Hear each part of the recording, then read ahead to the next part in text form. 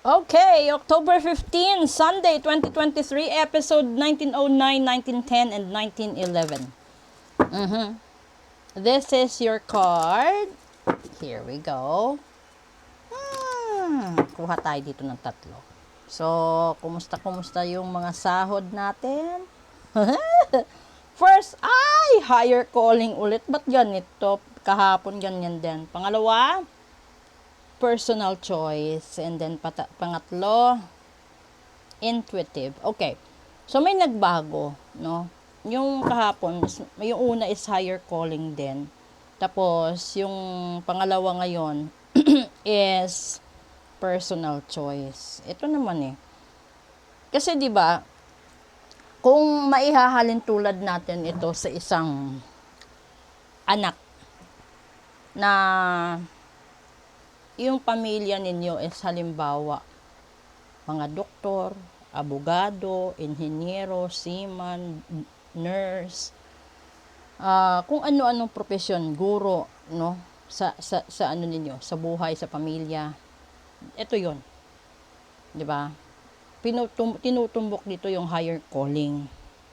Minsan, kahit gusto nating maging musician, gusto nating maging dancer, gusto natin maging artist, o kung ano-ano pa, di ba? Pero, napipilitan tayo. Lalong-lalo na sa mga may magulang na negosyante. Kailangan mong pag-aralan at pagtuunan ng pansin yung pagnenegosyo. Dahil yun yung nakasanayan ng magulang mo, doon kayo, yun na yung bread and butter ninyo.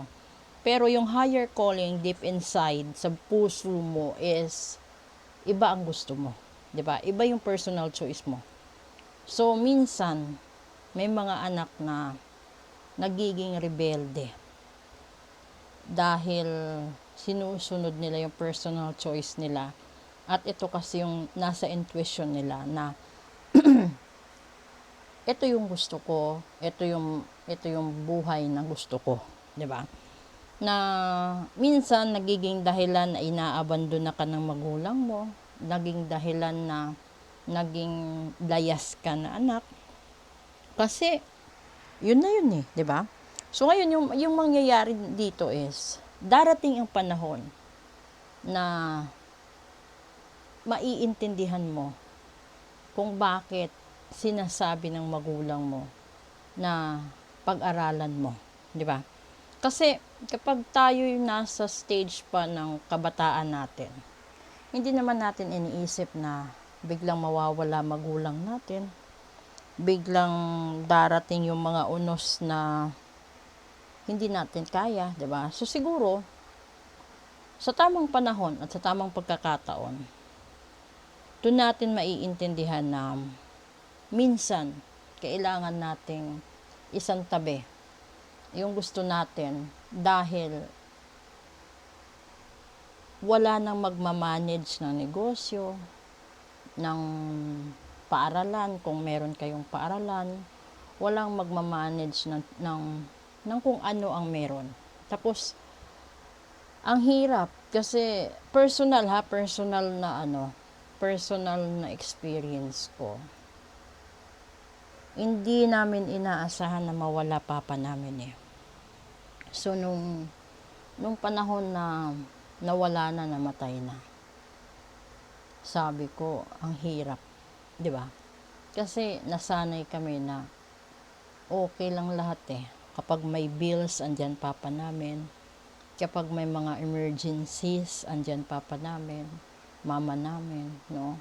Hanggang sa dumating sa punto na nakikita na namin mama namin umiiyak, naglulupasay, hindi kaya yung burden, yung sakit, no, na nasa kabaong na papa namin, lalong-lalo na sa punto na ililibing na siya. So, sa mga anak, ito lang din yung ibabahagi ko sa inyo. Hindi naman lahat ng anak perpekto. Pero, kung ano man yung naging kasalanan niyo sa magulang niyo, tapos na yun eh. Yung magagawa mo na lang siguro is magsimula ka. No? Magsimula ka, hindi ibig sabihin magbago ka. kundi magsimula kang gumawa ng dapat. At kung ano man yung dapat na ibigay mo sa magulang mo, gawin mo. Kung ano man yung kaya mong ipakita sa magulang mo na kabutihan, ipakita mo na habang may panahon at pagkakataon ka pa. Kasi hindi natin alam kung ano yung kahihinatnan. Yung iba kasi ninanakaw ng demonyo, kaya naaaksidente, kaya nagkakaroon ng maraming problema. Yung natural kasi na pagkamatay na gawa ng Diyos, may panahon pang makapagbilin yung tao. Pero kapag gawa ng demonyo, wala yan, ura-urada, ginagawa yan, nangyayari. So kung katulad sa atin, may mga spiritual na ginagawa. Yung mga mambabarang, kapag bayad na sila, at yung utos is tigik, talagang matitigik. 'Di ba? Ganon din yung kulam, kapag sinabi na isumpa kita at nabuo yung bayad, talagang masusumpa ka. Sa gayuma, ganon din. Sa ano pa ba? Barang sumpa, gayuma at kulam. Ganon. So ngayon, kung nasa puso't isipan mo, na alam mo din, na kailangan ka ng magulang mo, kailangan ka ng ate mo, kuya mo, para sumaklolo, no? Sa kung ano man yung dapat unahin, yun muna ang gawin mo. Tsaka mo isunod yung personal choice mo. Tsaka mo pakinggan yung intuition mo, 'di ba? Kasi meron namang kasi dito yung intuition nasa huli. So ibig sabihin, hindi mo agad mararamdaman kung ano man yung hindi mo agad makikita, hindi mo mararamdaman kung ano yung tinatahak mong landas at kung ano bang landas ang para sa'yo. Kasi nauna ito. No? Kung sa buhay natin ngayon, ihahalin tulad sa pangyayari. Lahat na nasa Biblia, unti-unti nang nangyayari. Lahat na nakasulat sa Biblia, nangyayari na sa buong mundo. So, hindi na natin ito masasabi na gawa-gawa lang ito o kwento-kwento lang kasi propesiya na po yan.